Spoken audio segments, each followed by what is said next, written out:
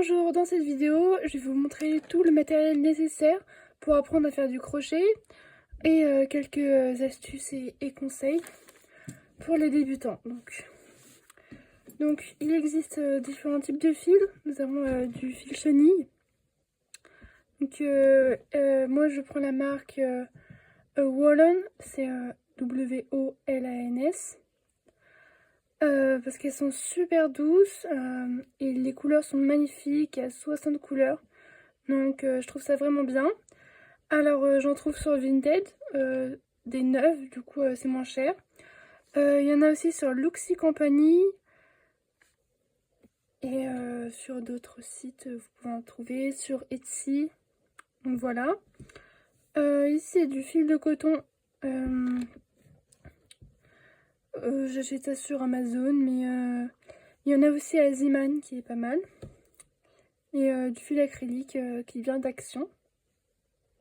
Donc là, c'est les trois principaux fils que vous allez trouver dans les magasins, mais vous pouvez avoir aussi de la vraie laine ou d'autres fils. Vous pouvez avoir du fil à paillettes aussi. Voilà.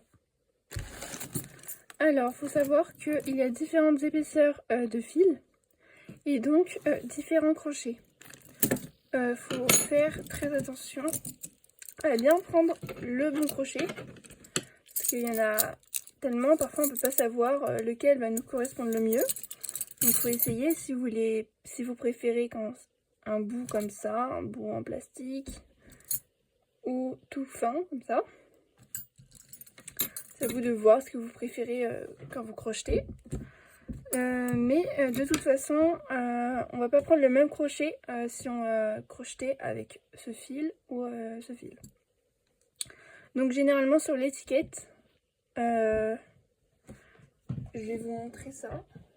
Par exemple, là, ça c'était pour le coton. Vous allez avoir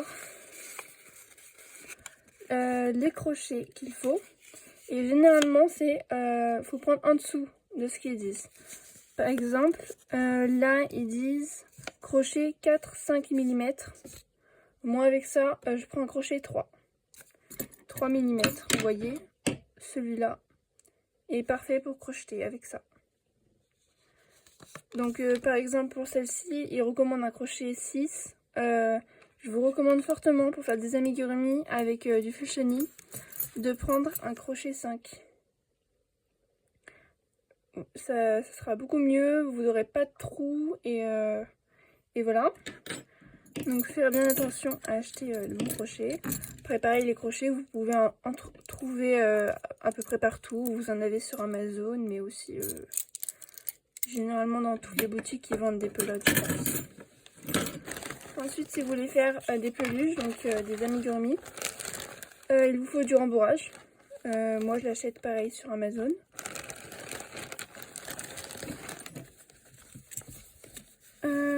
Il vous faut un marqueur, une paire de ciseaux. Moi c'est des ciseaux spécial couture, donc j'utilise que pour couper mes fils. Mais les ciseaux normaux sont très bien aussi. Des aiguilles à laine. Alors pour les astuces et erreurs à ne pas faire, donc on a en premier prendre un mauvais crochet, ce qui va créer des trous après dans votre peluche. Et ça pourrait pas être beau. Donc par exemple là j'ai pris ce fil. Donc là j'ai pris un crochet 5. Un crochet 5 et ça rend un rendu parfait. Vous avez aucun trou. Donc voilà. Ah aussi si vous voulez faire des amigurumis, il vous faut des yeux de sécurité. Ou bien vous pouvez les broder. Alors justement, autre chose importante, les yeux en plastique. C'est pas pour les enfants de moins de 3 ans parce que ça peut être dangereux. Donc si c'est pour un enfant ou ça va être dans une famille, vous savez que ça peut passer dans les mains d'un enfant de moins de 3 ans. Vaut mieux broder les yeux, c'est moins risqué quand même. Parce que l'enfant peut les arracher. Même s'ils sont bien fixés par l'intérieur, ça peut être dangereux. Donc les yeux, c'est ça, je les ai eu aussi sur Amazon. Vous avez différentes tailles. Voilà. Et donc comment ça fonctionne en fait? Vous prenez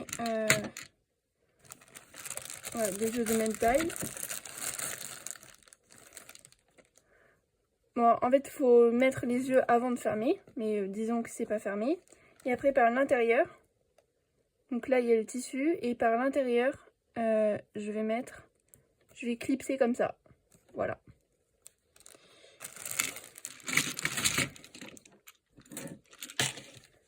Troisième astuce, assez rembourré. Par exemple, là j'ai bien rembourré, c'est bien compact, c'est parfait. Mais par exemple, là, je trouve que je l'ai pas assez rembourré. Moi j'aime bien quand c'est bien compact et au fur et à mesure du temps, quand l'enfant il va jouer avec comme ça, et bah le rembourrage va se rétrécir un peu, disons.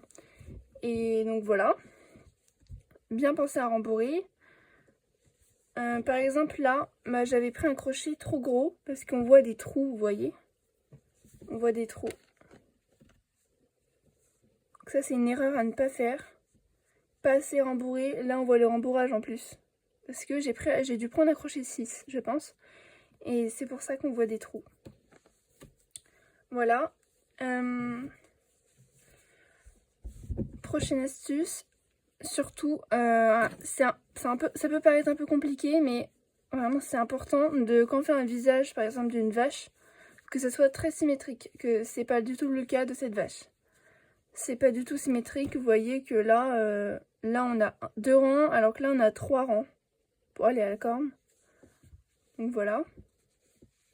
Autre erreur à ne pas faire, que j'ai fait beaucoup, j'ai recommencé et vraiment ça gâche tout. Par exemple, vous voulez faire un pull, vous avez plein de couleurs différentes, donc c'est chouette, vous dites, pardon pour la caméra, bah, je vais faire un pull hyper coloré avec toutes ces pelotes. Et donc, bah, je vais faire des rayures comme ça. Et mais vous faites pas gaffe en fait à l'épaisseur du fil. Vous dites, bah, je vais crocheter avec le même crochet et ça sera bon. Non, non, non. Je vous conseille vraiment de prendre la même épaisseur de fil.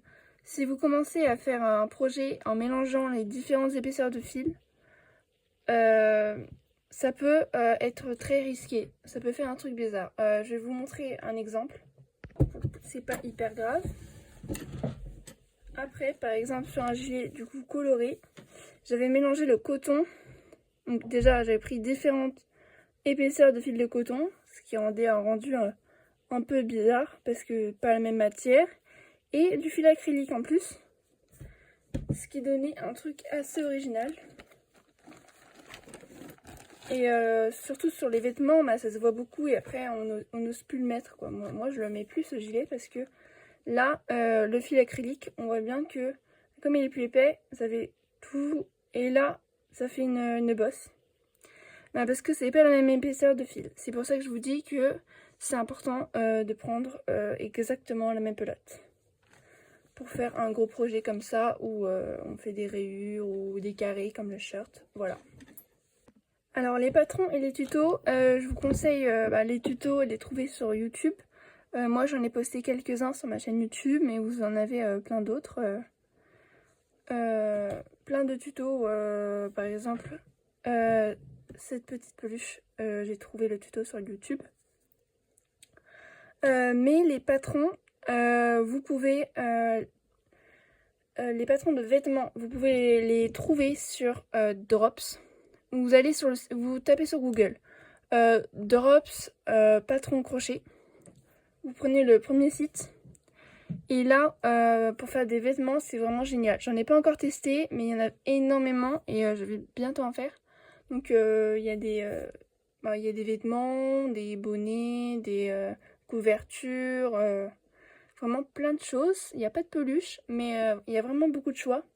Donc ça c'est franchement à tester, ces patrons gratuits, surtout gratuits.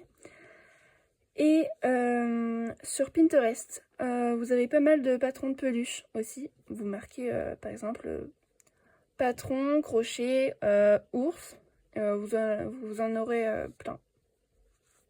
Autre chose, pour trouver de l'inspiration, des idées, de choses à crocheter, par exemple vous avez des pelotes roses, vous ne savez pas quoi faire avec.